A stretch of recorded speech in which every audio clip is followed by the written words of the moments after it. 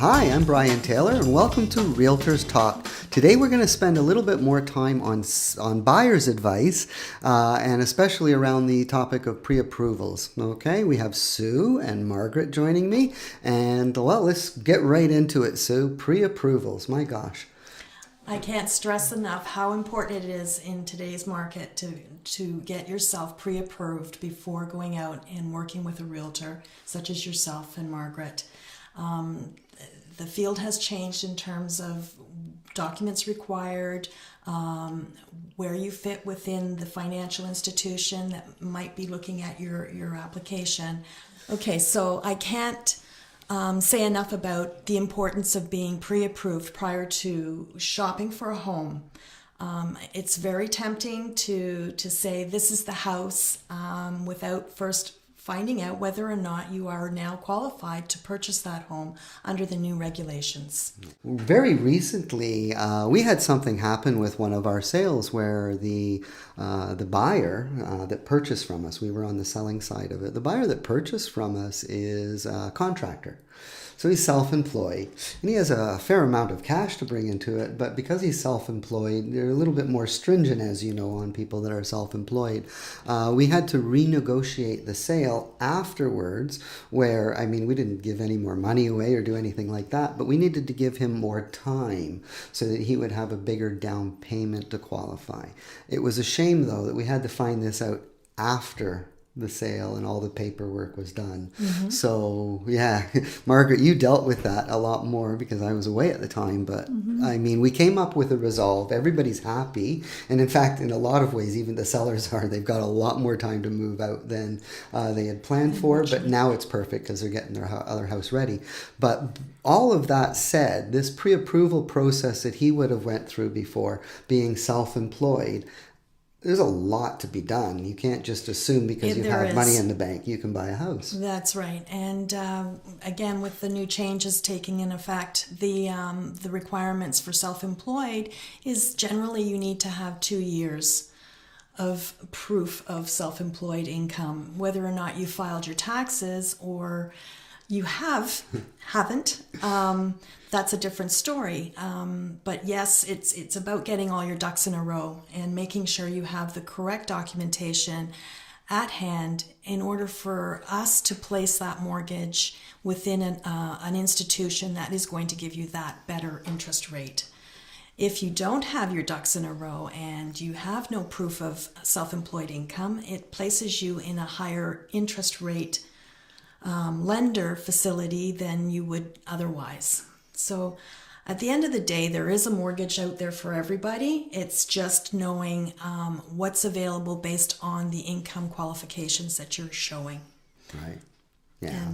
And that's very important to get that up front with your either a mortgage agent, your broker, or your financial institution, so that they have an understanding of where to place this. Yeah, there's a lot of charts. We've even handed out some charts where, helping people figure out what they can afford. Mm-hmm. And they simply look at the number and you can see, with 10% down, this is how much it's going to cost you monthly. And that, for some people, they just kind of scratch their head and go, yeah, I can do this and I can do this. It's not about what you can afford. It's what the bank feels you can afford, right? The lending institution. Now you have to prove it. Yeah, so you have to have a lot of proof. You have to have a lot of documentation in order for you to get the best bank rate. Yeah. And if that's not the case, it doesn't mean to say that you wouldn't qualify for a mortgage. It just means that you're not going to qualify at that better interest rate. Right. Now, also another thing that we see, and I think this is under the line of assumption, if you will, well, I have a house that's worth $2 million and I'm buying a house that's only $1 million. This should be a no-brainer, right? If that's the case and they have no mortgage, then they wouldn't need me. Yeah. But yeah, going forward, I mean, the larger the down payment, the less risk there is. So then, of course, that gives us more negotiating room to negotiate better rates for them. Right. We're going to see a lot of interesting things in the new market as well, where people may not actually qualify for the very house they're living in.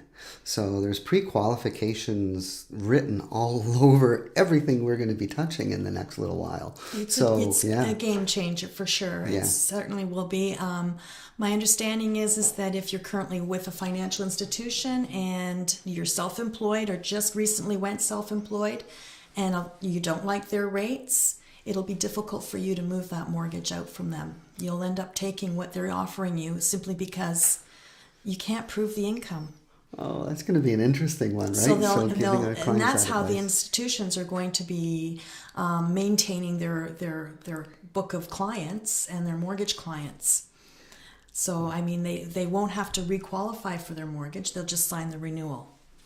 That's going to complicate things for a few people, right? Because they want to shop around for better rates. But, you know, once they got into the house, maybe somebody chose not to work anymore. Exactly. Things are just different than when they actually qualified. So the road of least resistance is just sign that bank statement that says we're going to refinance you for the next 3 years at this rate and that rate. That's right. However, they know, and we all know, that usually that rate isn't as attractive as what people are getting. And so if you want to get those rates, again, we should be talking to you early, not later. That's right. Yeah. That's the way to approach that for sure. Yeah. Margaret, you've had a couple of very interesting deals. In my absence, of course, there was that one where they needed to extend the closing date and do some things just to be creative, if you will, so that they could have the house that they've dreamed of having, but still qualify for it. One of the things we're going to see moving forward is more and more of, you know, people coming to us with offers where, you know, we feel they can afford it, but we're going to have to ask for proof, I guess, or what are we going to do? I don't know. I think we're going to have to cross that bridge when we come to it. However, the one thing I always recommend my clients to do is, even before taking them out, and that is, have you spoken to your mortgage broker or your bank? Yeah. Do get approved. So I think that's the biggest thing. Yeah. If I were to say in any market, and that is, get your financing in place. Yeah. It certainly will save you a lot of time at the end of the day, knowing that you're working with... I don't want my people to be disappointed. No. If I show them a property and they fall in love and then they find out that they can't afford it. Exactly. Yeah. It's hard. It's very hard. Yeah. Something that we've seen in the marketplace, sorry to cut you guys off, but there's something that we've seen in the marketplace recently, and I think it's going to persist as we move into the future, and that is the odd person has bought a house for more than what its appraised value is. And if their income supports the purchase and all of those things, that's great. But their down payment must be much greater when the house has not come in, and so that shortfall could be $200,000. The bank isn't going to lend you that money. They're going to ask you for it up front so that it's not part of their risk. That's right. So interesting. So we're going to have to deal with this a lot, I think, in the future. Well, I would think that second mortgages second mortgages are always an option, but again, it's the loan to value with a second mortgage, and as somebody that has the money to lend out for second mortgages, you want to make sure that your loan to value risks are lower than you're at around the 75% loan to value. Yeah. So I mean, if you're self-employed and you're coming in, you've got 35% down. Yes. And then you've purchased this house, and all of a sudden the market value of the purchase price is up. The shortfall is to ask for a second mortgage. So now we do have a little bit of wiggle room in there to place that second mortgage.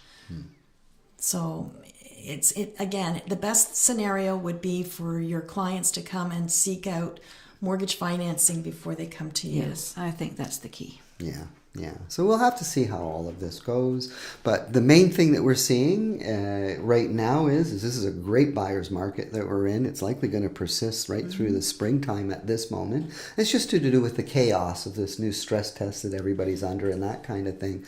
But the other thought really is I think we're being prepared for the cost of money.